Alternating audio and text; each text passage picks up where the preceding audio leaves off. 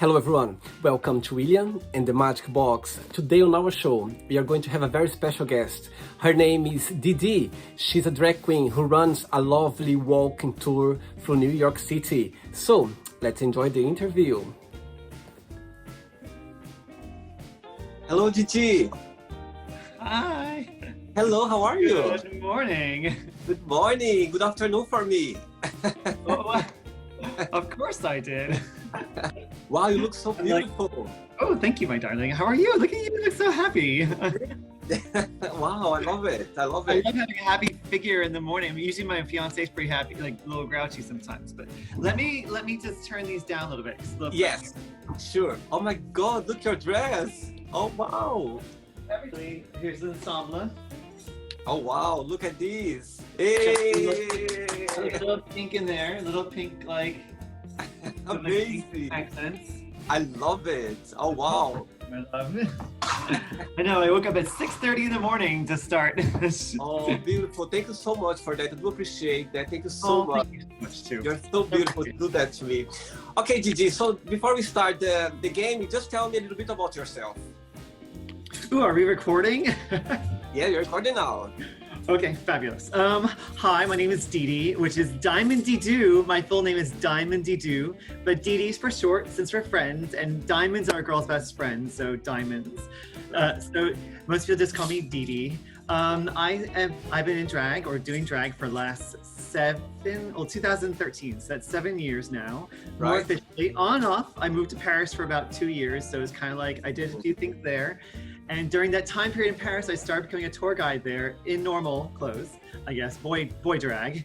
Right. And came back to the States, and I was working as a designer. That's usually what I am known for, is being a designer for handbags and clothing. And then I loved the aspect of giving to people and being very welcoming and opening. So I moved back to the States in 2016, and I started working again. And eventually I started my own company called Drag Queen Tours. Yes. So it basically gives cultural walking tours around New York City, and I'm loving to go to other places in the world. But for now, it's New York City, and it's talking about history, but also we have some fun things to do on the way, like graffiti walks, and we're gonna have stops here and there to eat things, and then we're gonna go into stores and talk to some really mom and pop shops that have been there for like 30 or 40 years. And also we're gonna have a little fun scavenger hunt, kind of get to know you kind of games, and Drag Queen Tours, darling. And so Didi has just evolved from being this person who loves to, Didi, at first I would love to do things like at Stonewall. I started doing little shows at Stonewall, and lip syncing was kind of my thing, but not my thing. So I just basically said, I love talking about history and art and fashion and culture. And that was a bit of my like show, I guess the word is, my showmanship. I think everybody who's a drag performer tends to like to perform more or less. And Right. I love the performance aspect, but I tend to love getting the history. So I can tell you all about certain things. And That's amazing, Gigi. Very impressive. Have you been in London before? I've been to London, yes. Actually, my age is flawless, but in my 20s and my 30s, I went to London maybe like, I've been there like 6 or 7 times. And last time I went there was in 2013. I lived there actually for about 7 months. I'm a British and American citizen, so I was born in Bermuda, and I moved to the States, and I lived in London for a little bit of time to see if I liked it. And now my brother lives there, and I wasn't quite totally into it, but I love certain things about it. Absolutely. Do you remember what the first impression you came to London for the very first time? Something that it stuck in your head the first time you came to London, something different that you saw it, you're like, oh my God, impressed about it? So the first thing I ever did in London was I stayed at a hostel, like most people in their early 20s did. Yeah. And then the first thing I saw, they had like this park that had all these owls laid out, like different species of owls. And I remember this collectively thinking, oh my God, this is the park in the middle of the city. And it felt very, like as if this was an enriching culture. Like whatever people have landed here from all different aspects of the world, I felt like it was like very rich in a lot of ways. And I also felt like it was steeped in history, let's put it that way. Right. And then walking around London, and feeling the vibe of it, it was very eclectic. It had its own communities, but it felt, and the communities were very eclectic, but it also felt very, like there's a different roughness to London than there is to New York. New York is very like, go out and get it. Whereas New York's like, don't mess with me. We own this place. And they're very mama pop about I things. see what you I mean. really appreciate. I see. Okay, Gigi. Welcome to William and the Magic Box. So I've got this lovely box here full of random fun questions, okay? What are we going to do now? I'm just going to play a music. Go. Well, William, I want to say thank you before we start, and let's get this No. box going. I appreciate No, you. no, thank you so much. Thanks to you to get ready so early morning and to be ready for the show. Okay, let's do it. Let's go.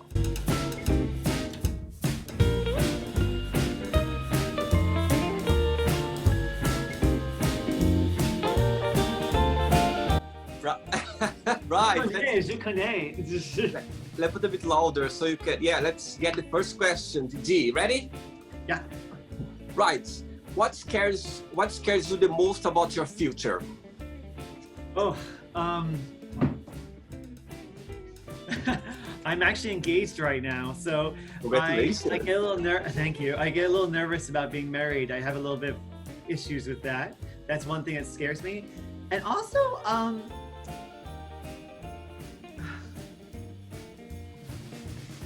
will the things I ask for in life like happen and come true? Okay. And they tend to be very minimal, but they tend to be very effective. So that's one thing that scares me. It's like, is this happening? And that gives me a little bit of anxiety every time. I totally understand. Sometimes we have these goals in life, but sometimes it's in the back of our minds. We just go like, oh my God, am I gonna get it or not? I know what you mean. Absolutely. God, I hope I get it. I hope I We get will it. for sure. We will for sure. Let's get another question, Gigi. Let's do it.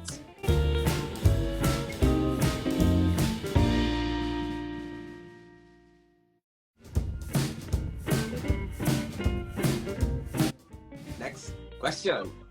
Let's do it. Where do you see yourself living when you retire? Ooh, actually, good question. I just did my Roth IRA, so if anybody doesn't know what that is, get it. I've always imagined myself, I'm from Bermuda, so I always imagine myself living on a little bit of a cove, sort of, and having a house on a cove that looks over the bay and the ocean, and it's about 10 minutes to the beach, and I can just go out on a little bit of a small boat of mine with my buddies and friends and hang out. And if I come back home, I'll have my family and my kids around me. I would love to have kids, so I'd love to have 2 or 3 kids, and hopefully they'll grow up to be amazing people because we train them well. So that would be my fabulous future. And then every once in a while, I'd like to go out far enough from this little bit of bay city to go pick some wild, like mushrooms or bay leaves or something of that nature. Because I think it's just makes me feel really good. Amazing. Did you just?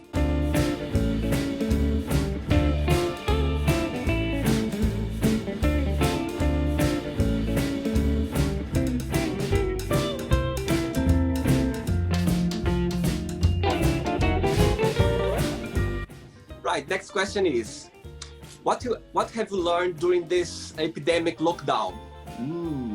Oh my gosh. So I actually started this business during this lockdown. And the one thing I will say, I appreciate my friends who have connected with me more through Zoom or whatever it was. And they actually reached out and came to my house or whatever they had to do just to say hello. So the one thing, I appreciate that. And also, even though a lot of people have lost their jobs, somehow I really worked my money out well enough to sit there and say, you know what, I can just not work for like 7 months and be good. So it really made me not feel cheap, but frugal and also resourceful. Good, absolutely. This project I'm working right now, so it just came out during this epidemic time, so I'm very grateful. Yes. Let's do another question. Okay. Ready. Bum ba dum bum.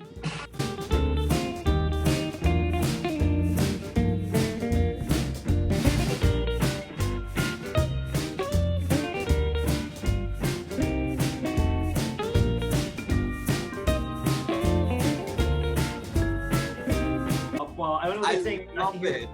It's okay, it's okay. All good. Let's move it on. Next question. Let's go. What do you think are the best traits for a person to have? My birthday just happened, and one of the things I'm working on this year is every year I'm kind of giving myself a little bit of a task to work on. So last year was taking more risks, and I definitely think I took a lot of risks last year. And this year I'm working on kindness. So I think that's one thing.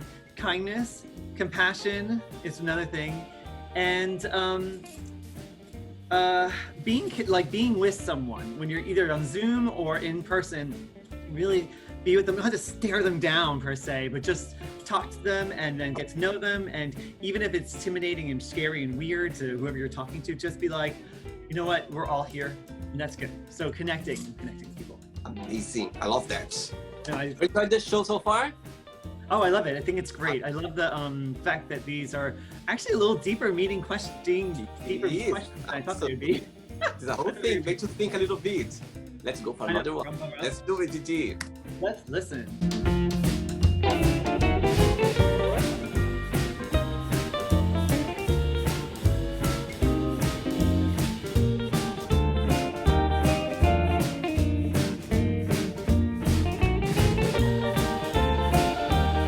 Great. Wow. Next question. What can make you really angry? Ooh. Oddly enough, I find that since in America we're having a lot of turmoil due to Black Lives Matter and trans lives being killed and everything else. I think that really comes up in the mattering situation, and also like people aren't paying attention to what you're saying and not listening to you. I think there's something that I find that particularly if you're not exactly of their flavor or not odd, people not listen. Where that's kind of where the blind spots are, is when people don't listen. So I find that not paying attention to me makes me angry. Right. And also I tend to like to be effective. So it's like make it, I wouldn't say impactful is a very, very overused word in the world, Right. but just say something that's from the soul. Say it from the soul. So if I don't hear it from the soul, it makes me a little angry at times. Like, come on, give me some juice. Great. I totally agree with you. Totally agree. Let's go for another one. Let's do it. Okay, my love.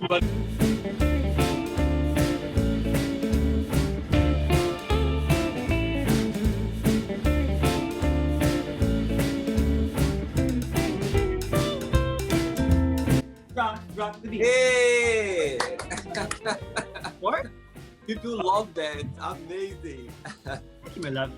Good question. What's the biggest difference between you and your fiancé? Our attachment styles. Tell me about it. Our attachment styles tend to be the biggest thing I've noticed. As in, I like a lot of physical touching and physical affection and being around someone. And that shows to me that like someone appreciates me and also loves me and shows what they're about. When I give it, I like to give it too. And so for him, he likes to have someone around and be with him. It doesn't necessarily have to be touching all the time. It doesn't necessarily have to be like always on top of each other. It's just someone who's there. So I think the attachment styles are the difference. Totally, I know what you mean. I don't know. I find as well. You're so charming. Where are you from? Brazil. That's why. I think it's because Brazilian people are so like, oh. And in some ways, I'm like, okay, but I love it. We are actually, one of the things that when I arrived in Europe, I lived in Portugal before moving to the UK, and I realized as well that there's no much touch, you know what I mean, like body contact touch. And for me, it was a bit like, with Brazilian people, we just hug all the time, we just express our feeling all the time. It's like Italian, we are very loud as well, but yeah, something that when I arrived here, I was like, oops, there's not too much touch, so don't come too close. So, hi DJ, let's go for another question. Let's do it. I'm down.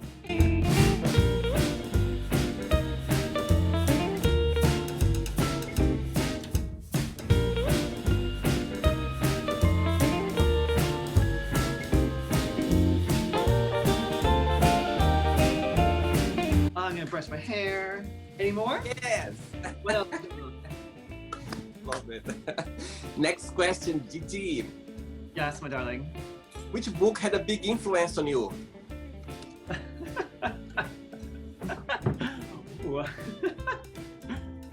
Oh my gosh. Silence of the Lambs. Just joking. That was the first. I have dyslexia, so if anybody doesn't know what dyslexia is, look it up. It's a lot of information. It's hard to unpack. So Right. reading me takes a little bit of time to understand like what I'm talking about. However, I did love The Alchemist when I was younger. Oh, I read it. I read it. Yeah. And most people pick The Alchemist, but there's parts in The Alchemist I found that are fascinating. There's one part where he becomes the wind, and he like disappears and becomes the wind. And as someone who loves to move and dance and shake, I know that feeling where you become the wind and the energy around you versus like your physical form. And I felt like that was really touching.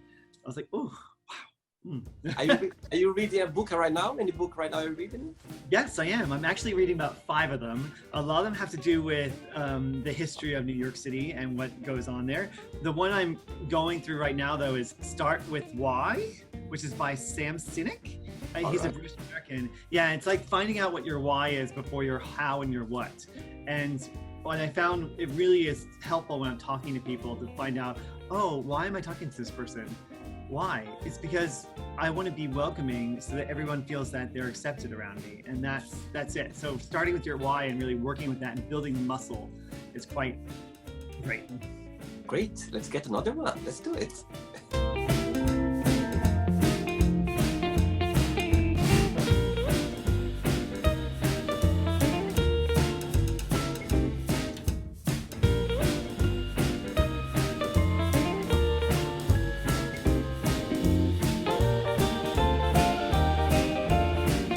Right. How would you describe a perfect friendship? Now I'm going to get emotional about it.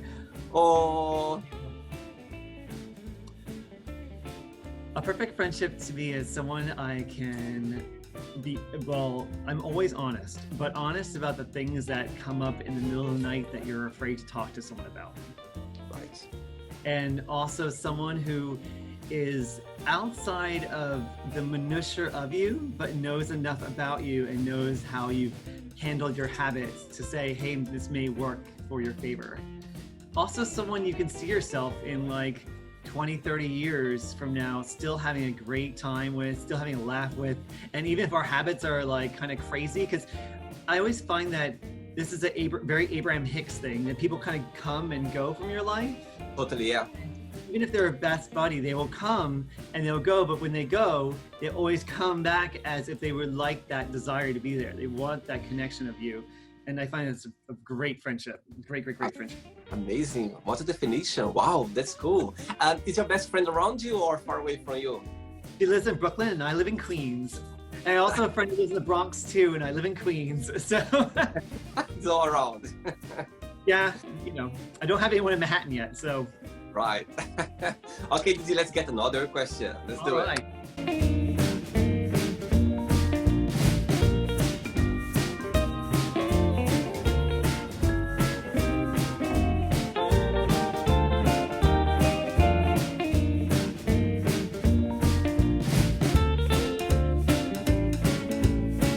Oops, next question. Didi, what was your favorite thing to do as a kid? Oh my gosh. I'll say 2. So I'll keep them fast, so I'll say 2. One Okay. is my dad had a box of clothes I could dress up in.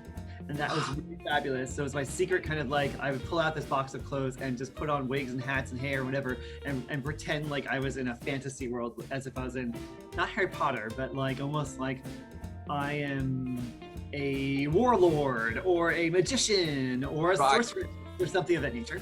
And 2 is I had a lot of toys when I was younger. We used to watch Saturday morning cartoons. And I would sit there and set up these battles with my toys and had these stories between like finding the girl or finding the hero and finding these, I would create these stories that would last for a day and a half or 2 that were super fun and fabulous. So what I would do is I'd take like sometimes the female figure and I'd freeze her in water and then you have to save her out of this water, and I'd chip her out and the hero would come. And sometimes the evil person would win and it would take like 2 days or 3 days for this battle to happen. And that was kind of one of my favorite things to do. It was really cool. And my brother would get involved or he'd try to, and I'd be like, no, this is my story. Your parents always being supportive, as you coming out as gay, as always they being supportive? Not exactly. At first, when I told my mother I was gay, when I was like 16 or 17 years old, she kind of had an idea. And I think her mother's Catholic background got into her head and sort of gave it this kind of like, don't, you know, this guy should change, you should do this, Of whatever. course, of course. Yeah. But eventually she let that go and I started becoming more, my first ever introduction to drag was, well, officially, I feel like it was Tu Hung Fu and Priscilla Queen of the Desert and Rocky Horror Picture Show all in like one time period, 1 year or two. And I feel like that was an eye-opener to her, and in some ways she thought it was more performance than it was like drag, but the gay thing, the underlying gay thing took her a little bit of time to get used to and get more acquainted with, because she was taught back in the 40s and 50s. So. Of course, it's not their fault anyway. They don't kind of get the whole idea about it. Yeah. Oh, well. Gigi, let's get another question. Let's do it. Whatever. I'm just gonna dance while you're doing it.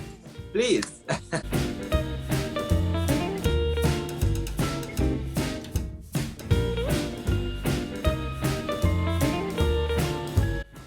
Bro, I love you. another question. Who are you most thankful for and why? Oh no, I think it's one person? Yes, please. All right, this is gonna sound really, because she's there. I'm gonna say my mother. Okay. She recently she retired maybe 3 or 4 years ago, but if I think of the grand scheme of my existence, I would say my mom. Even though we've had a lot of tumultuous times and weird stuff, I'm very thankful that she's been loving and giving and just sometimes annoying. Sometimes annoying, but sometimes persistent. She's been very persistent on me on certain things, which I appreciate. So, what's her name, if you can share? Kathleen Dunford. Kathleen Dunford, oh, that's sweet. Yeah, very English, Kathleen Jones. Very English, yes, absolutely. Can you do a British accent? What, darling? Let me read something to you. I love the eyes for Sephora. Now it sounds a little bit like a mix of, it sounds a bit like Fifth Avenue as well as a British posh. But if I listen to Judi Dench for a while, or even when Cate Blanchett does a British accent, I tend to pick it up just a bit. I have to get the intonations the same, and also the words are a little different, and also where they're from. Like there's a show called Glow Up, and there's so many different accents that are British that's crazy. I love English. I cannot do the British accent. Like I wish I could. Well, when I'm in England, hopefully at the end of this year, I'll come by and say hello. Not as this though. You'll be like, sure. Who are you? All good. Absolutely. Right, let's go for another one, Gigi. Let's do it.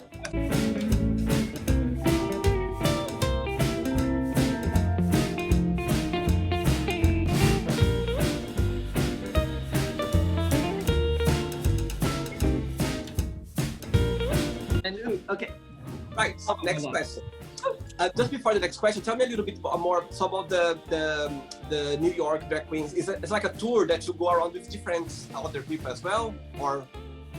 Yeah, so it's I've had a couple of them, and basically there's a group of about 10 of us who walk around the West Village or the East Village, depending on what people go for.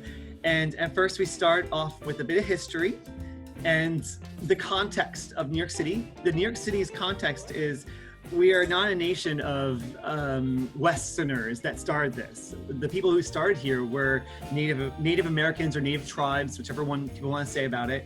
And there's a lot of history when it comes to what it looks like to be feminine, what it looks like to be woman, what it looks like what a king is, what a queen is, and depending on the tribe is what it is. So New York's history actually started with these people called the Algonquin Lenape Indians.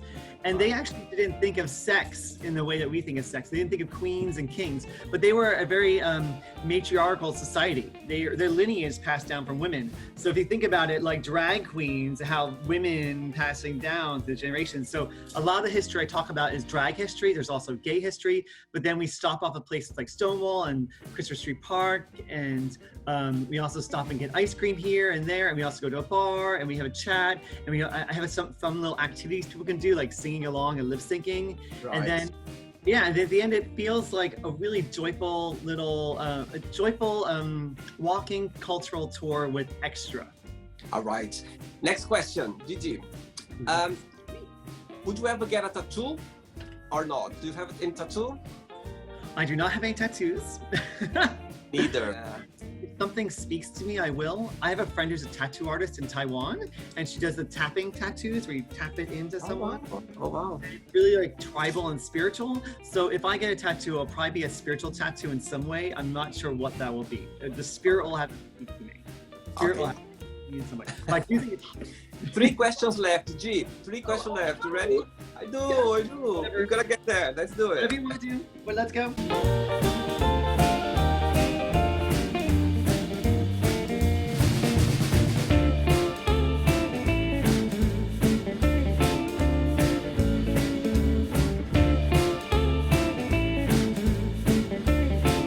I'll say, what's your life about? And there you go. Yeah. Oh. Next question, G. Who is a celebrity that you admire and why? My heroes have always been, and they may change, but there are a few. I'll say the ones: Madonna, Marilyn Monroe, Right. RuPaul, Johnny Versace, I think there's a certain time period. And I'll just go with the reason why. Madonna because it's ambition with drive. Marilyn Monroe because it's femininity and softness and elegance, and there's something really graceful about it. RuPaul because there's tenacity and wit. What was the one that I said? I said Gianni Versace because it's talent, pure passion. And then as far as my look-wise, I first started out doing Kate Blanchett because Kate Blanchett is like very elegant but stylish and graceful. I met her. I met her. Oh, you did? I did. I was working in a hotel, and I was working in a hotel, and she was actually, I saw that a few times when she was doing shoot in London, and actually she's quite tall. I don't know if you saw her in real life, but she's very tall. Yeah. I was like, yes. She was on my wall as Dee Dee for such a long time because I love the whole when she has short hair and just like the I think we have a matching skin tone and like yes. I love the vibe. But as far as like people who I'm like, oh, thank you for being in my life. I had to say my first ever icon was Madonna, and my mom pushed me toward it actually. So I was Really? like, Mom, Oh. why is my mom at 5 years old showing me like a virgin? I don't know. But anyway, Madonna. Oh wow, that's amazing. If you could pick just one song of Madonna, which one would be? Just one song, like at all time. Dress You Up by Madonna. Dress You Up, my love. All over. Love it. It's so fantastic. I love it. You got style. That's what all the girls say. Satin sheets, luxury so fine. 2 questions left. G, let's do it.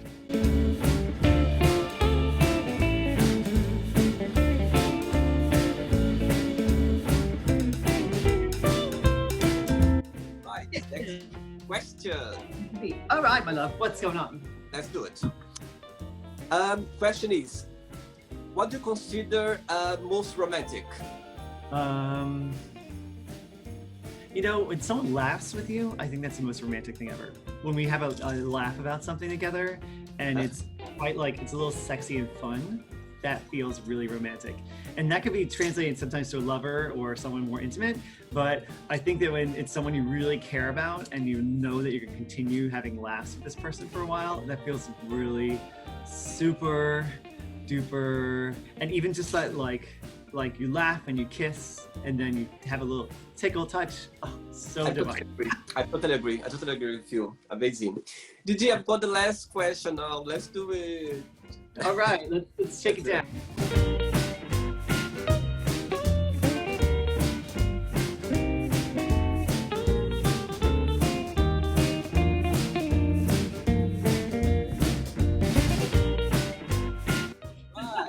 Have you ever been in this mood so early morning? Or it's the first time? I used to be really, really uppity in the morning and like really happy. And then all of a sudden I started just being like, I'm so tired, I don't want to do this. Especially during Corona. I was like, I want to sleep till 11 o'clock in the afternoon. Usually I get up at like 8 in the morning. So that's kind of late for people. So, all right. Right. Last question. What's the worst thing someone can say on a first date? I actually think the worst thing that people can do on a first date, not saying it, is when people talk over, when they ask a question to get to know you, they will talk over you. I see. They won't allow you to actually answer the question. Good. Right. Right, it's not the end yet, Didi. What I'm going to do now, I'm going to say some words and just tell me the first thing that comes to your mind, okay? Fine, I won't say two things too, which I used to do. So, right. Right. All right. Let's start with family. Love. Money. Options. Love. Power. Sex. Yeah, baby. I love it. Life. Joy. Politics. Oh, God. Oh, God. Religion. Questionable. Fear. Let's work through this. Friendship. Thankful. Gratefulness. Desire. I have a dream. Regret. A little sadness is, I guess, the word, the feeling I'm giving. A wish. Please God, I wish. Please God. Amazing. Okay, Gigi, let's pretend now I'm going to have a coffee with two people. First, I'm going to have a coffee with your partner, and I'm going to ask your partner, tell me the most beautiful thing about Gigi, and tell me something that she needs to improve on. What do you think he'll tell me? What Nathan say? The most beautiful thing about Didi is that Didi or Steven, my name's Steven, Yeah. Makes everything beautiful and makes everything really, really great. That's the first thing I think he would say is like, you try to make everything beautiful, regardless of what it is. You make Sure, it really absolutely. And improve on. The thing I need to prove on is my social awareness of things. Sometimes I tend to be very joyful and very energetic, and I just need to be aware of what's happening around me a little bit more, and maybe I can be more empathetic about it a little bit. I'm not like I'm dismissing anyone. It's just that like, you know, I'm not like, oh, that's sad. I should be with that sadness. I'm like, I don't want to be with that sadness. I understand what I mean. Totally agree. Now I'm going to have a cup of tea now with Steven, and I'm going to ask Steven. Steven, tell me the most memorable lesson you learned from Gigi, and tell me something that you're trying to change on her, but it's been difficult. What do you think Steven will tell me? I would say, well, if I was Steven. Yeah, if it's Steven, yeah. I would say patience is the best thing that you could ever have. Patience, as in everything will come to you in a great way. Just be patient about it, and also don't cut any corners. Take your time and don't cut any corners. And the second one is that Didi has really worked out a way of being quite elegant and soft, and very, very, I would say just all that bullshit that I talk about that I think that Steven thinks about, like as in, oh, I need to make money, I need to be famous and all this other stuff. Didi's just more or less like, you know what, that will come, it's okay. Just be where you are now and really enjoy the moment and love it, and then work on these little details and patience with it. Amazing. Oh, wow. Yeah. Okay, Didi, let's play now Didi and the magic box, and you can ask me a question, okay? Like drag me to... All right, let's see what the magic question is. Yes. Okay, Didi, ask me a question.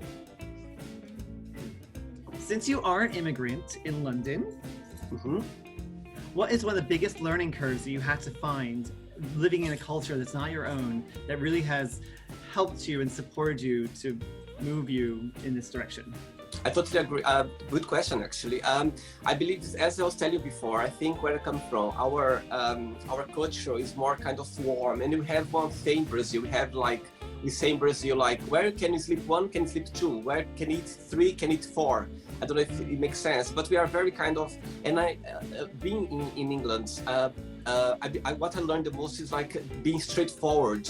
Try to not to have half term. You don't make a decision. I think you need to just to stand up for what you think, what you really are, what you stand up for. Not try to make up things. Just be yourself. Just be directly. Do you find that people in London do that, or do you find that people in Brazil do that?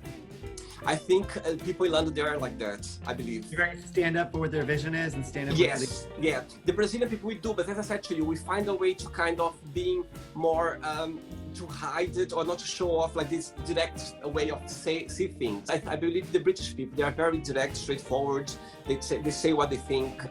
They don't have half turn. They don't go around. We go around to get to the point. The British people, they just go straight away to the point. They don't mess around. That's what I think for me. It's not right. Just always before I ask you to say a positive quote, I just want to say thank you very much for you to wake up so early and be like this beautiful perfectionist. And I just loved it. As just you imagine just open up my window, open a new window every day, and be like, oh, the lights. I appreciate this.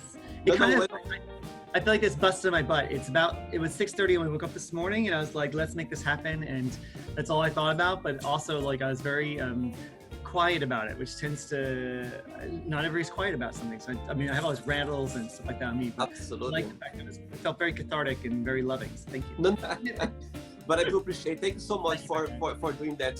Thank you very, I feel very like much. I'm on the morning show. I'd love to see us on a morning show. This would be like a little morning special that you could do around town or something. Gigi, just would you be kind to just share a positive quote or positive phrase that inspires your life?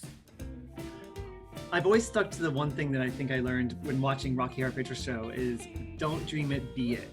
And when I was younger, I felt like that was like, what does that mean? So being something, if whatever it is, if you're outrageous or crazy or wacko or whatever it is, go for it, honey. But if there's always a place of passion and love, and you can always connect to someone that way. So don't dream it, be it.